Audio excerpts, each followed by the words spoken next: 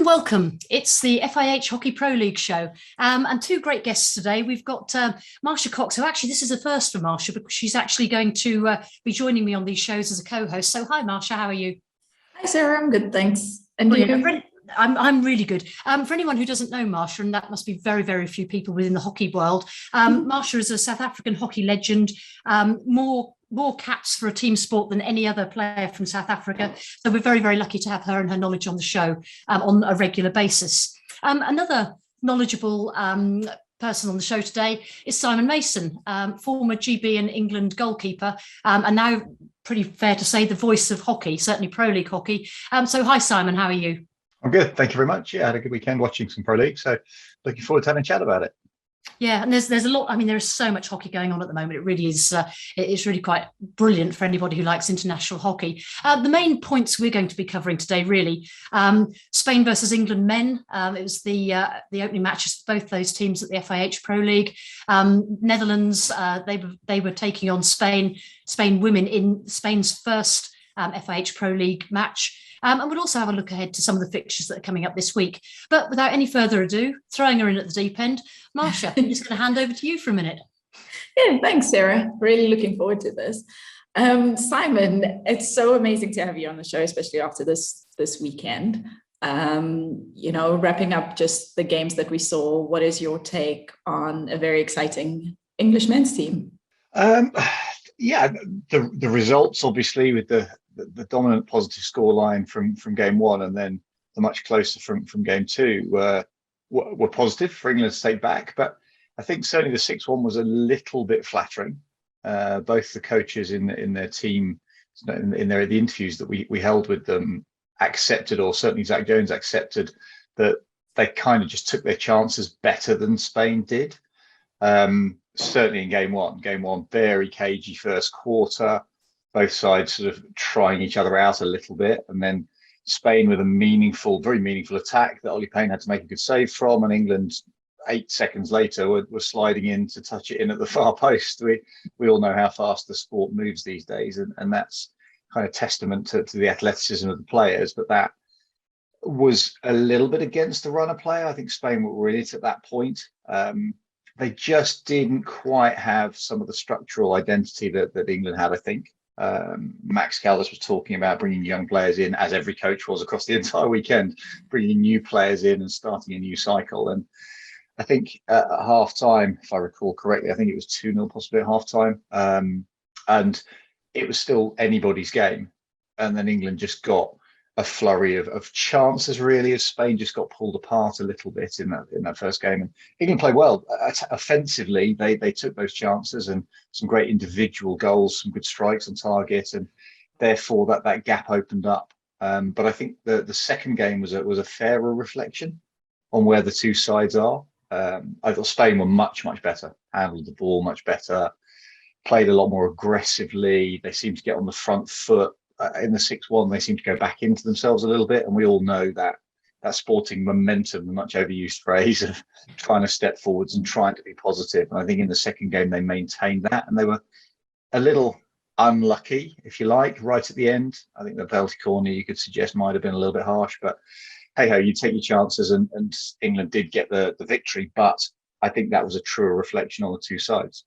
Yeah, and I think also, Simon, talking about the first game, and definitely, I don't think that was the scoreline that we would have predicted beforehand. And also, I think we were quite surprised. Like you said, it was a bit flattering, but a lot of field goals, which is also a nice change for men's hockey. Do you think that this could also be a sort of catalyst for something that we'll see in the future, more field goals? Or do you think that we're still going to have a fairly even balance between field goals and penalty corners? I think field goals, in my opinion, we tend to see more field goals. I have no stats to back this up. This is purely based on having watched a lot of hockey. It feels like you see more field goals in the start of a cycle and the start of a competition, because in any environment, the defensive integrity and the structure relies upon some real understanding and immediate knowledge of playing positions and structures and what is the format. Are you playing man-to-man? Are you playing zonal? Do you get caught between the two? And when teams are less experienced, as both the England and the Spanish sides are, but particularly the Spanish defensively, it felt like they were a little less experienced than the England side was. Then spaces open up, and that's when we see more field goals being scored, both in the men's and the women's game. It's all about that innate understanding. And I think if you looked at, particularly in game one, what England had in their back four, so they had Sanford, they had Ames playing across that, they had Waller, they had Wallace, they had probably four of their most experienced players to create that platform, and they could then launch forwards from that. Whereas Spain, they probably only had two or three key names in their back six, and so consequently you've got less bedrock to sit that format, that structure around, and so the gaps are much wider, particularly on counter-attack, where both teams like to play with that real pace. If you've got a team with less experience and being subjected to counter-attack, you get pulled all over the place, and therefore the chances open up. So I don't think it's something that is a change in hockey as a whole at this level. I just think it's what we see at this point in cycles, similar to the beginning of a tournament when teams haven't quite bedded in. Can I just jump in there, Simon? You mentioned Zach Wallace, who obviously was the England captain on that first day. Did that surprise you that someone relatively young, particularly when you had the other experienced players on the pitch, was captain? And what was your impression of his performance? One, what was our second question first, is the impression of his performance. He plays with such freedom. I mean, he's a fabulous, fabulous player.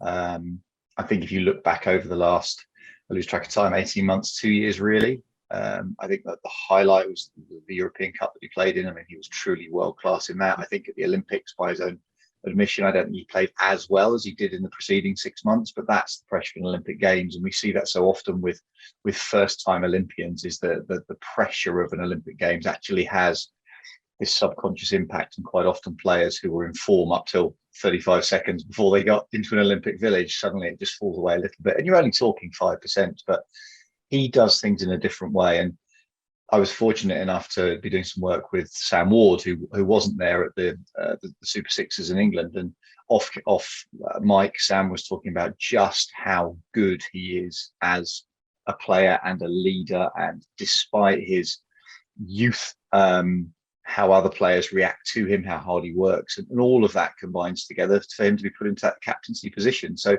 was it a surprise? No, because I think you've got an opportunity to test players. How do they perform as captain? Because it lines them up for the future. But we saw with, I think David took the captaincy, David Ames, on the second day, I think, off the top of my head. Therefore you saw an immediate rotation. So it's just it's a testing process at the moment anyway. Just talking about some of the sort of the older members of the team as well. We saw David Condon score 2 goals in game 1. So I wonder if we just have a quick look at that clip.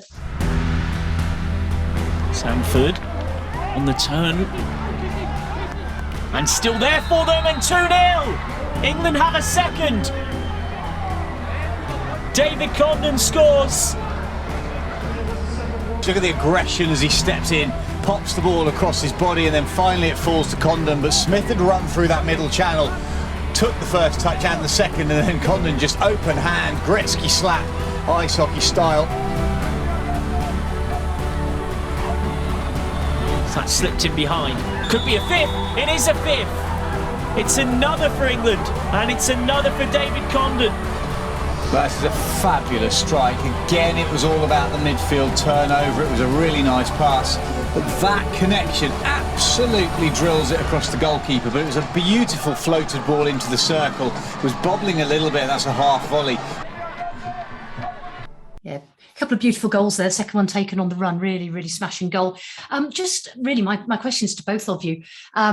In a cycle such as you say, Simon, all the teams are going through at the moment, just how important is the influence of players such as Condon and Roper and Ames and all those other sort of senior players in teams as they move forward? I'll come to you, Marsha, on that one. Yeah, I think it's really important for those players not only to step up their performance on the field, but also to be the leaders for the youngsters in a way to show them how to play without any inhibitions. So it's not just about them maintaining their own level of performance, but also to play in a way that it encourages the youngsters to dare a little. I think particularly in the Pro League, because like Simon said, especially at the beginning of the new cycle, it's also the beginning of this event. It gives the older players the opportunity to sort of set the tone for the youngsters as well. And by setting that tone, it has such an important impact on the rest of the group going forward. I agree in that there's always a blend, isn't there, in any side, and you can see in some teams they have a vocal and dynamic leader who's one of the more experienced team members, but at the same time you also sometimes have the experienced players who almost consciously take a fringe role to give the young players a little bit of space. So what you want is, in my opinion, is you never want to try and curb the enthusiasm and the raw desires of those new players coming in. So what you have is this underlying culture and structure that any team wants to have, and there's a set of values that go with that, and it's far more professional than it was back in my day. We kind of turned up with 3 training weekends and tried to work it out on the hoof. But what you have now is you have an embedded culture, and the new players coming in have to be exposed to that, and they have to understand what the demands and the expectations are. But at the same time, you never want to make that so overbearing that it becomes an anchor that holds them back. So what I love to see in lots of these teams as they start to develop is the more experienced players, they almost become, at times they can become facilitators. And so they can be like, and they're happy to run, as a specific example, they're happy to run not to get the ball, they're happy to run to create a space for someone else to go into, and they understand that actually true team performance is sometimes about not having the ball, whereas the guys coming in and the girls coming into these teams, they'll be very ball focused. They will be desperate to get a ball on the end of the stick and show how much they can dribble it and juggle it and shoot and score and all these things that are in their current psyche. And it's really interesting to see how those blends work as players mature and are faced with young players coming in. Did you feel the Spanish, particularly in the first match, took that to the nth degree, though? Because I spotted a note of frustration in your voice that some of the more experienced players weren't stepping up. Do you think they were giving the youngsters too much to do there? In short, yes. I was very frustrated. I mean, some of the players you would have expected to see in that Spanish side. So Gonzalez and Iglesias and Gisbert, that you would have thought get ball on end of stick and really then just start to spray some passes around and lead each line. I just really struggled to make any kind of impact. And in doing so, almost then ended up doing nothing. Sometimes at least you see if someone's not having a great game, what you do is you see them put their foot down physically and you see them really trying to dominate spaces and putting bigger tackles in. And sometimes it gets a little niggly, but at least you then change the dynamic of the game. And it felt to me when it kind of got to 2 and 3 and maybe 4 goals that there was no change. And I know Max would have wanted the side to be focused on very specific things, but as a senior pro, that's when you kind of go, you know what, I'm not happy about this. There's a pride about what we're doing, and it kind of all just sort of drifted through. It wouldn't have looked like it on screen because it was still quite exciting to watch, but the game itself, the last 15-20 minutes, it just kind of drifted through the motions, and therefore there was nothing you could see as a commentator. You couldn't see them shift a tactic. You couldn't see someone suddenly go, right, we're just going to go shoulder to shoulder as a 2-man centre midfield, and we're now going to boss that part of the pitch. And that was what I felt was more disappointing. And therefore the reason that I think the second game was better is because actually some people just, a really crude phrase, they put themselves about a bit. They ran around, there was some bigger tackles and some faster ball speed and some more running off the ball, and that then created a tempo that allowed the Spanish to build on. I mean, we saw some, talking about new talent, we saw some great new talent coming through on both teams. We just got a little clip here that we're just going to look at Duncan Scott and his 2 goals, and also a short piece of skill by Villalonga from the Spanish team, which I think both those players, Simon, you picked out on the days during the various matches. Well, with both sides liking their pace and their counter-attacking speed, it's no That's a great ball in. 1-0 England. What a devastating counter-attack from the English. And turned in at the far post. A poacher's finish. And it's the home fans who are quietened. Spain can't believe it. Good take. That's a lovely ball. Super and a lovely goal. finish as well. England have the lead. And it's that man in the scrum cap once again. Duncan Scott. He scored on debut yesterday.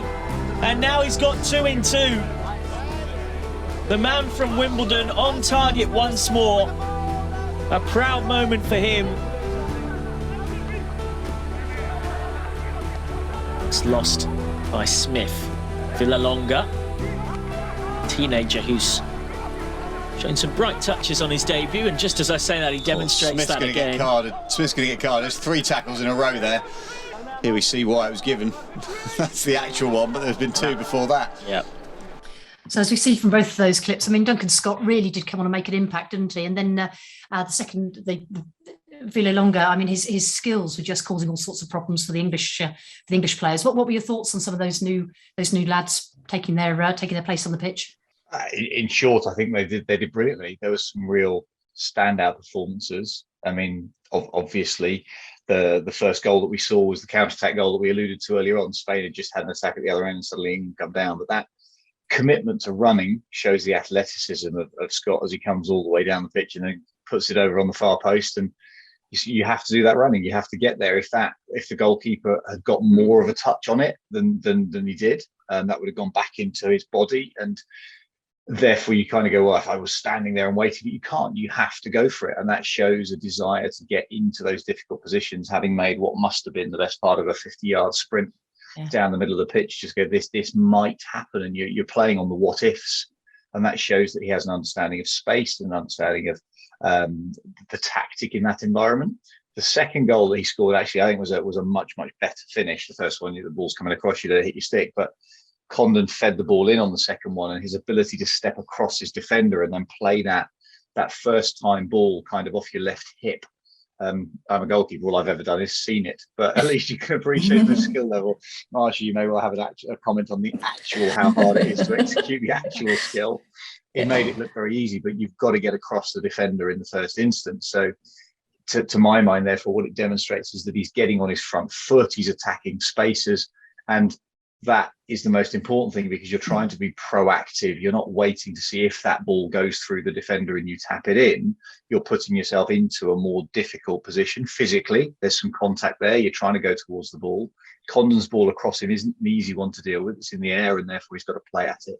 So yeah, it shows that at the moment he has the mindset that he knows where he needs to be and where he needs to get to, and he's committing to it. For Villalonga, he was exciting every time he got the ball. Yeah. And sometimes that excitement was, I don't really understand why you're dribbling at this moment in time, but keep going. It's quite exciting to watch. And that's why I alluded to it a little while ago, is that the senior players, you know what? I would hope, I didn't hear it, but I would hope that wasn't criticised, because you go, well, that's what you want. You want your baseline to be, show everything that you can do, and now we'll start to pare it back so the decision-making changes. But his ability to take the ball to the air, I mean, he was moving that 3D left and right across his body. He was seeing, I mean, Reece Smith went in with a really heavy challenge that he got carded for. But again, his ability to pick that up and recognize that if you can move with the ball in the air in those 3 dimensions, it becomes very, very hard to tackle. With the umpires now allowing those skills to be demonstrated, because they're not dangerous in any way, shape or form. These players have got all the skill in the world to carry the ball around. For him to see that, to see the space, to be able to throw it in field. I always commentate like this. I'm always moving when I'm kind of imagining the skill. I sit still. It's exciting to watch, and it shows that he has that mental capacity, that it's not the boring get it and give it back as a senior player saying we must be safe all the time. What he's doing is, there's a space there, I'm going to go for this. And he broke through 2 lines. He got the free hit in the end because he basically axed down. In some way, shape or form, but he's trying to do the right things and trying to create something in the midfield space, and you need people to break the lines. Yeah. And that's almost a little bit typical of what we've seen in Spain in the past. So it's really nice to see that they've got some youngsters coming through with sort of a traditional Spanish trademark attached to their style of play, but something also a little bit more exciting. We also know that they have exciting strikers, and I think we can all agree we would have expected a little bit more of that.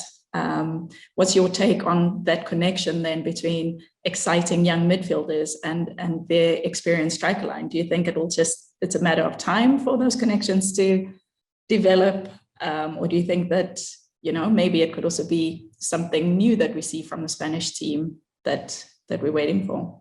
Time, Marsha, 100%.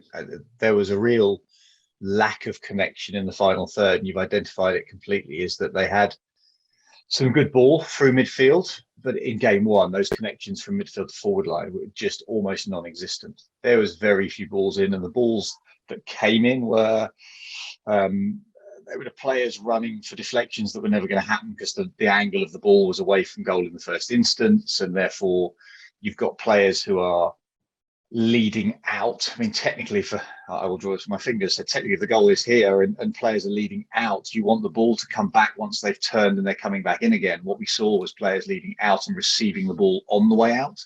And the problem with that is you then end up in those dead corners of the pitch, and you just go, well, all we can do is recycle that, keep it and come back out again. And that's fine, but at some point you have to have your feet pointing towards goal, you have to be breaking the line of the tackle, and you have to be coming in really hard in towards the circle. So I think that's what we didn't see. We didn't see the links between midfield and forward. So I don't think it's a change in tactic at all. I just think they weren't very good at it at the weekend, and it's something that Max will want to see develop, which is the links between, do you bring a senior player back into midfield to put a younger player up front to create the link, or do you want a more senior player up front who's making the correct leads to get the ball? And that's something that we'll see over the course of the next 6 months develop. Yeah, I think we can all agree it was a little bit disappointing from the Spanish men on Spanish soil. But on the flip side, the women's team produced quite an exciting performance, I think, in both games. Sarah and Simon, what did you think of the Spanish women this weekend? Shall I take that first, Simon? Please do. I thoroughly enjoyed actually both their performances, to be honest with you, because I think, I mean, I will put my hand up here and say I did predict a little bit of a Netherlands goal fest in the first match, and that didn't happen. And then in the second match, of course, it certainly didn't happen. And if I could just talk about the second match really first, I thought the Netherlands set out at a greater pace and with more structure in the second match than they did the first. And yet Spain stuck with them. And by sticking with them, they kept themselves within touching distance and were able to get that great result, the draw. And I think absolutely full credit to the Spanish team. And I think they were driven.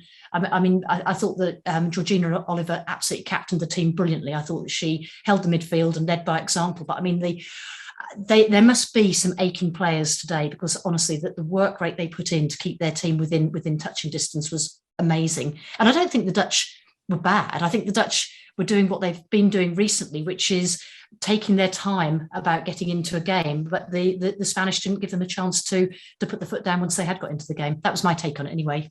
Simon, what were you thinking? I think I felt they're two very different games. I thought the Spanish were excellent defensively in both. Superb. You're absolutely right, Sarah. The work rate across the pitch was brilliant.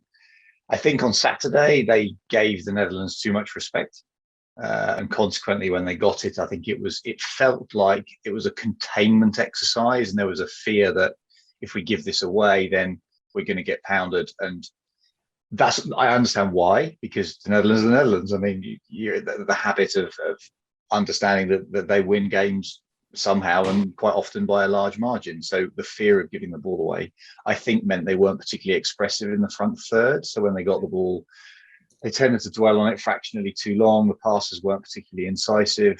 Adrian Locke highlighted it on game 2 that he wanted to have more ball higher up the pitch, and they delivered that. In game 1, they just defended superbly.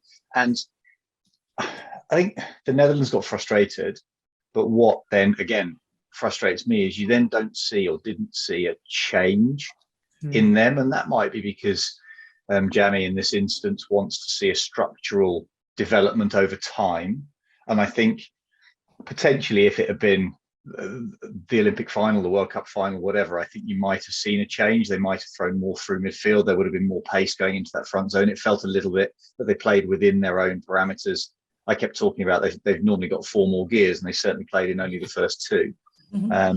But they scraped that win at the end.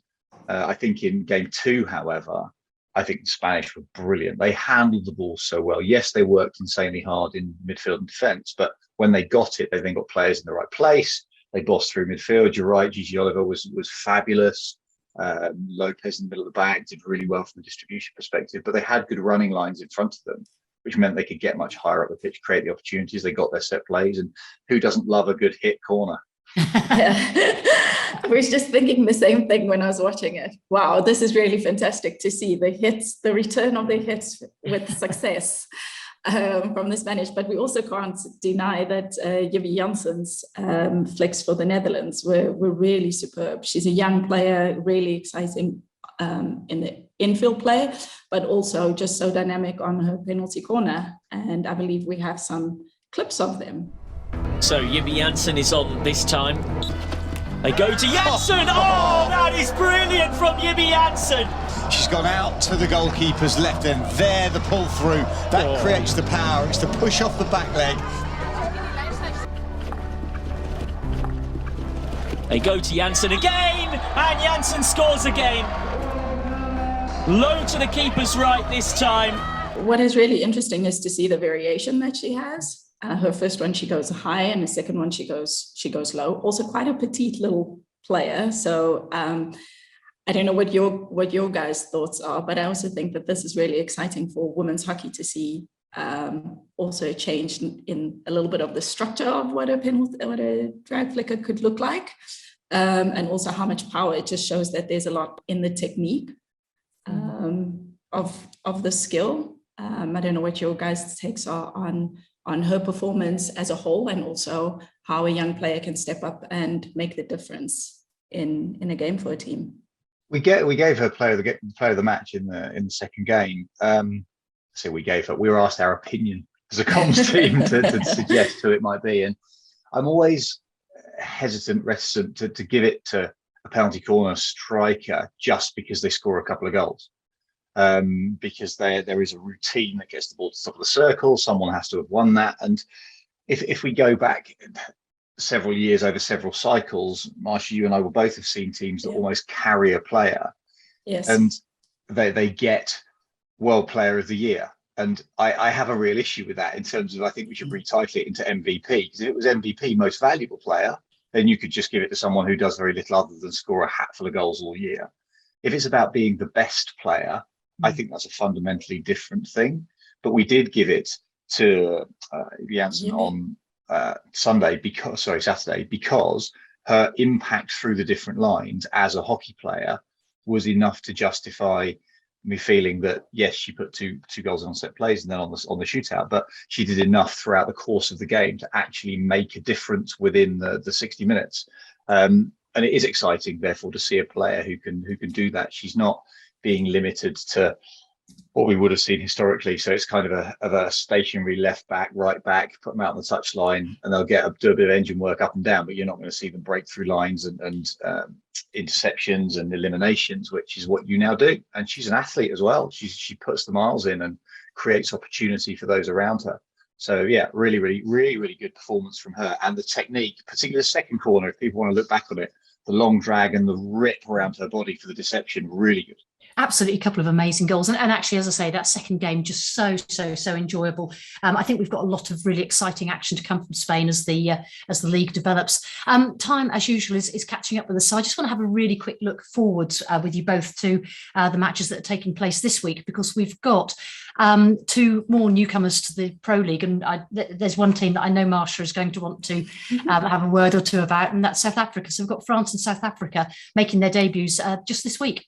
Yeah, I think it's really exciting. I know that the South African hockey community is also looking forward to hosting the Pro League. It's not only exciting for our men's team in that regard, then it's also for the greater hockey community in South Africa, really uplifting for the sport. But Yeah, I think the depth that we're starting to see within our men's setup is extremely exciting. We've seen not only the youngsters from the Olympic Games, like the Kasim brothers, but we've also got a number of players who maybe had missed out on that Olympic selection that are also quite exciting. And I'm looking forward to seeing our men really take it to France. And yeah, we know that the competition between these two teams has always been tight, often the French men coming off on top, but hopefully we see a different result this week. Yeah, but it's really exciting, I think, for both teams. Yeah, and not just for the teams, I mean, for spectators too. I mean, Simon, this is opening up the Pro League to yet a wider audience, because people will be tuning in from across Africa to watch South Africa and France. You know, France has got a big few years ahead of it. So what are your, in 30 seconds, Simon, what are your thoughts on the teams entering the Pro League? Well, firstly, I fly to South Africa on the 28th in 3 weeks' time. So I'm looking forward to trying to be a spectator somewhere at some point, depending on the schedule, because it's going to be a whole lot warmer than here. So looking forward to seeing players such as the Kasim brothers. For the French, they've got such an exciting side, and they're looking forward to their programme, looking forward to Paris. I'm hoping to see a couple of the under-21s come in from the Junior World Cup, who were brilliant. And if they can bring 2 or 3 of those players in, I think they've got a real depth of talent across the side. Where the results will go, I genuinely couldn't tell you. Those sides are pretty close. Historically, the French have got the dominance in terms of the head-to-head stats, but South Africa at home, in their sunshine with a decent crowd behind them, anything can happen. They've got some really talented players as well. So just looking forward to those 2 new sides coming into the competition. Yeah, and there's going to be a level of confidence with South Africa as well after their performance at the Tokyo Olympics. Well, guys, we've come to the end of the show, and we could have actually kept talking for ages and ages and all of that. Marsha, how did you enjoy your first co-hosting experience? Well, I hope that the audience enjoyed it as much as I did. Brilliant. And Simon, as always, it's an absolute pleasure talking to you. You bring a wealth of knowledge to the show. We're actually going to finish with a clip of something you don't see very often, which is a number of goals scored against Netherlands women. But before we move to that clip, just a big thanks to both of you, and thank you to everybody for listening or for watching even. You're welcome. Thanks. See you again soon. A number of uncertainties the Dutch have to cope with. Newcastle set. They go to the right, it's straight to the keeper on the rebound. What a save, but it's still in! Spain have an equaliser. An excellent double save by Anna Wienendaal, but it's not enough. And Spain are level. Newcastle set. Go to that far one. Chance! Oh, what a finish! A lovely goal from Santalhine, and it's 2-2. A bullet into the far corner. Low to the right of Anna Wienendaal, who wasn't saving that. And what resilience Spain is showing here against the world #1